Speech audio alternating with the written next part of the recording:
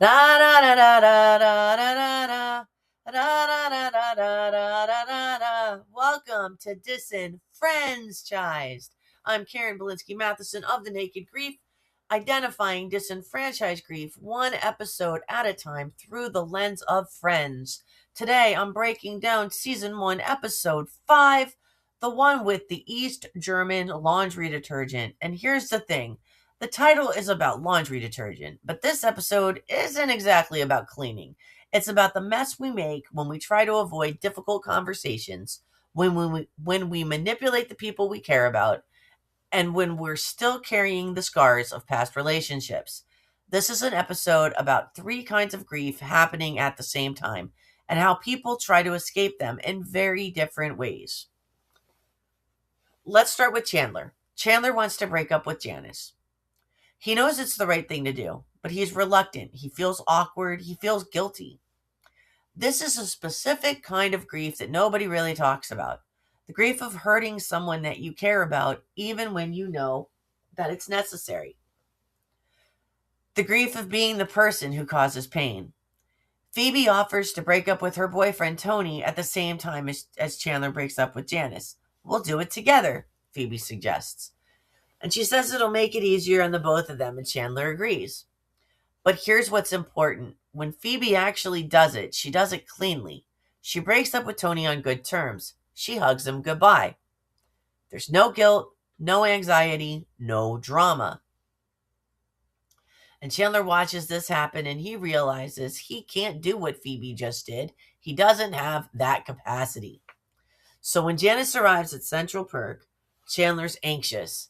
And when Janice tells him that her day has been supremely awful, his anxiety turns into guilt. He can't break up with her when she's already struggling. That would make him the bad guy. That would make him the person who hurt her. So he doesn't do it. Not yet. He watches Phoebe break up with Tony while he sits there paralyzed. And this is avoidance grief. It's the grief of knowing you need to do something hard, knowing it's the right thing, and choosing not to do it because you can't bear the guilt of causing pain. And the disenfranchised part that nobody validates is nobody gets to say it's hard to be the person who breaks someone's heart. Nobody holds space for the breaker's discomfort. So instead, Chandler finds himself sitting with his grief alone, getting more anxious, getting more guilty, more stuck. And when he finally tries to break up with Janice, he's already consumed like 11 espressos and he's jittery, he's over-energized. And when he finally blurts it out, he accidentally flails his hand and inadvertently hits Janice smack in the eye. Jostles her lens, doesn't leave a mark, but still, it's the physical manifestation of his anxiety. His body is trying to escape a situation that he doesn't want to be in, and in doing so, he physically hurts her while he knows he's about to emotionally hurt her. When Phoebe watches Chandler struggling so much, she steps in as support and does it for him. She goes over, she breaks up with Janice on his behalf, and when Janice leaves, she smiles and she waves at Chandler, and she and Phoebe hug it out. And one of the other parts of grief that Chandler experiences is being rescued from his own inability to do the hard thing. Being shown up by someone else's capacity, being held accountable by someone who actually cares enough to step in. Phoebe to the rescue. And here's the thing, how often in life has someone stepped in to do it for us and we never really learn the steps that we really need in order to own those moments? It might be as simple as having someone rewrite a sentence for us when we're doing homework, or someone may have a better way of cleaning a room than we do. And it's easier to just let them take control. It's easier to let them continue to do it and not take the ownership of and learn that skill on our own, so that when they're not here to do it, we can.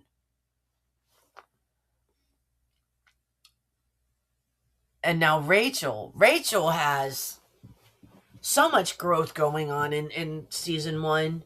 And I mean, we're only in to season episode 5. I mean, it's crazy how much we've seen her change so fast. Really. The episode starts with Chandler mentioning it's Saturday night date night, and he knows he's going to break up with Janice. And him making this announcement gets Ross to ask Rachel what her plans are. Maybe Ross is finally starting to get gutsy enough to want to ask her out, but when Rachel says, Monica and I are going to do laundry, that changes things. So before all of this, Rachel starts to tell the group that her father's been ignoring the fact that she's trying to be independent now, and he's offered or trying to bribe her with a car so that she'll come home. And Rachel's annoyed. She's trying to prove something to herself and to her dad. So she's kind of excited and fearful of going to the laundromat for the first time and attempting to do something she's never done. And Ross, who has feelings for her clearly, pretends that his laundromat in his building is rat infested so that he can join her.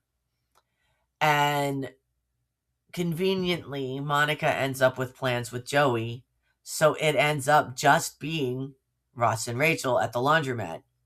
And beforehand, Chandler kind of coaches Ross. So this is kind of a date now. It's just the two of you. Are you really going to bring your Snuggle fabric softener? I don't know, man. It might set off the wrong tone. Maybe it's going to indicate that you're too soft, too mushy. And do you really want her to see your dirty underwear as the first time she sees your underwear? Think about what kind of stuff you're going to bring to the laundromat. So fast forward to the laundromat. Rachel's there first, and she's feeling really optimistic. She knows that she can do this. She's being independent. She's learning a new skill.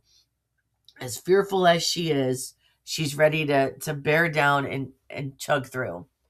But then this nasty woman moves the laundry basket that Rachel was reserving her washing machine with, and the lady starts loading her own laundry in it. Rachel's bewildered. She's upset, and she doesn't really know what to do. And she tells the lady, I put my basket on there. I was going to use that. And the lady says, that's not the rules. So Rachel kind of steps back very meekly.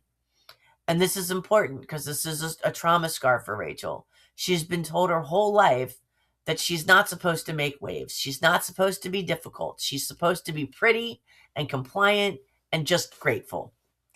So when this woman takes her machine, Rachel doesn't stand up for herself. She just accepts it. She rolls with it. And then Ross comes in, and he sees that Rachel's flustered and confused and bewildered. And Ross stands up to the woman for her, and he helps Rachel get the machine back. And then he teaches Rachel how to do laundry. He explains about the sorting, and Rachel even makes a joke. So, like, are the pants supposed to go in one and the shirts in another?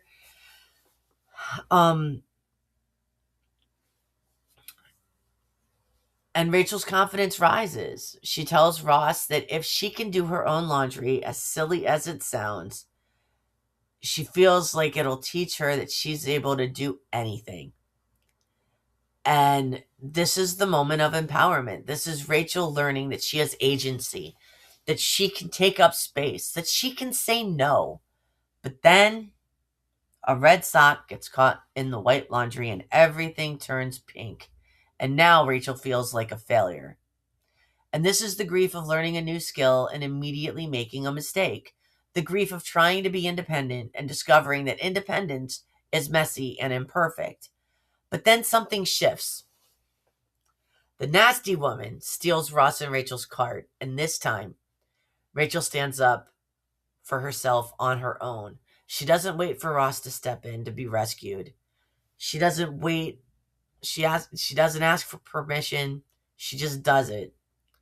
She actually climbs into the cart and says, hey, this was my cart. If you want it, you got to take me with it. And the lady leaves her alone.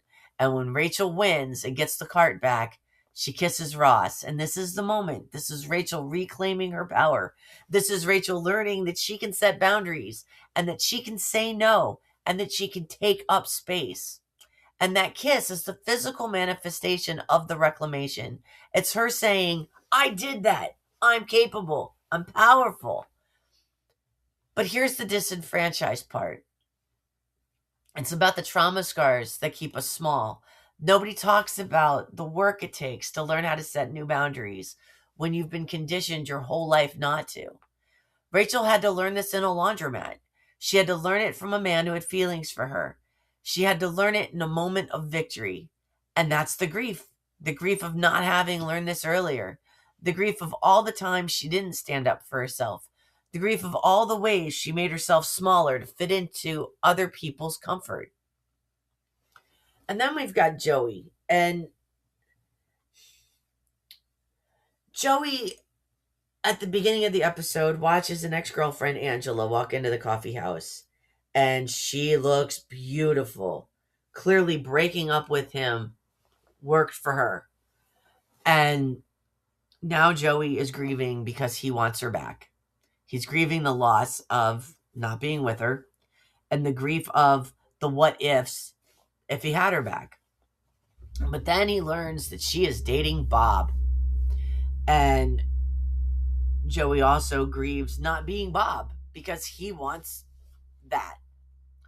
So he comes up with a plan. He's going to convince Monica that it's a double date and that he's setting Monica up with Bob, who he's identified as Angela's brother. And halfway through the night, Monica realizes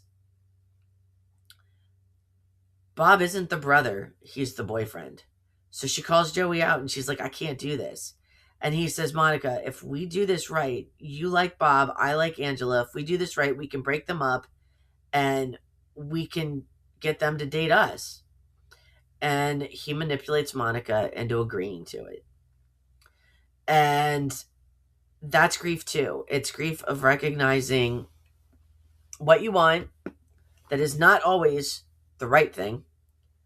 It's grieving, or it's manipulation. Like Monica actually gets manipulated. She recognizes that Joey is using her and she agrees anyway.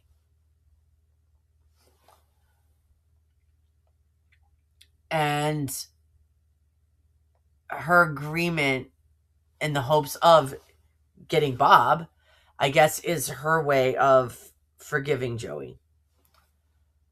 So what's the episode really about? It's about avoidance, trauma scars, manipulation, and regret. Chandler avoids the breakup conversation because he can't bear the guilt of hurting Janice. Even though he doesn't want to be with her, he doesn't want to hurt her either. And in doing so, he stays stuck. He stays anxious and he stays guilty. Rachel carries a trauma scar from a lifetime of being told to be small, to be compliant, to not make waves. And it takes a laundromat, a red sock, and a stolen cart for her to finally learn how to set a boundary. Joey manipulates Monica because he can't accept the loss of Angela, and in doing so, he compromises Monica's integrity and his own. These are 3 different responses to grief, 3 different ways people try to escape the pain. Only one of them really works. Chandler had to be rescued by Phoebe. Rachel has to learn her lesson the hard way by getting pink clothing, but she had so many empowerment moments and reclamations within that experience that she still comes out having been better for it. And Joey has to manipulate his way into victory that doesn't actually feel like victory. So some coaching moments actually would be more for Joey and Chandler. Chandler had Phoebe bail him out. Chandler still hasn't learned how to work through those difficult conversations, how to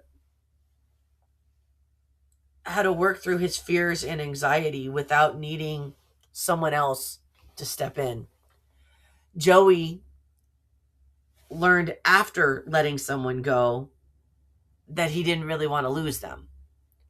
And the truth should have actually been more of Unfortunately, I'm sorry, but you learn from regret more than manipulating someone and using a friend.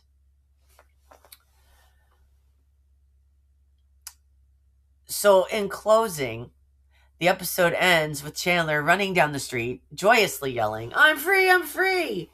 And he's not just free from Janice, he's free from the guilt for the moment and free from the anxiety, thanks to Phoebe. But we also know that he's not free because he hasn't escaped. He's only avoided the real work of learning how to have those difficult conversations, how to set boundaries, and how to sit with guilt without letting it paralyze him. And those are the coaching moments. There's something called a cognitive behavior technique where you reflect back to early life experiences and recognize why you have certain behaviors. Why do you avoid having those difficult conversations and confrontations? Once you recognize what that is, you can reframe it and relearn a new behavior for it. But oftentimes we don't regress back enough to find that pattern to know how to break it. And that's the true coaching moment there with Chandler. And Rachel's sitting in the coffee house with pink laundry. And Phoebe's laughing, saying, "This is so great, everything matches." But what Rachel's learned is about herself. She's learned that she can stand up for herself. And she's learned that she can still set boundaries. And she's learned that despite the fact that she's now got a wardrobe of pink clothing, she's still going to continue to show up and do her own laundry. And she's gained independence, even though it's messy. And she's learned that learning new skills also means making mistakes, and that growing sometimes means getting a little dirty in the process.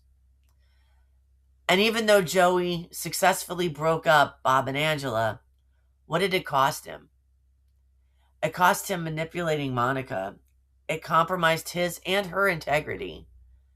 And even though he may have gotten what he wanted, in the end, there's a reason why these characters don't resurface. So this is the disenfranchised grief that nobody talks about. The grief of learning who you are through your mistakes. The grief of realizing that the people you care about are not just supporting characters in your story. The grief of understanding that your actions have consequences.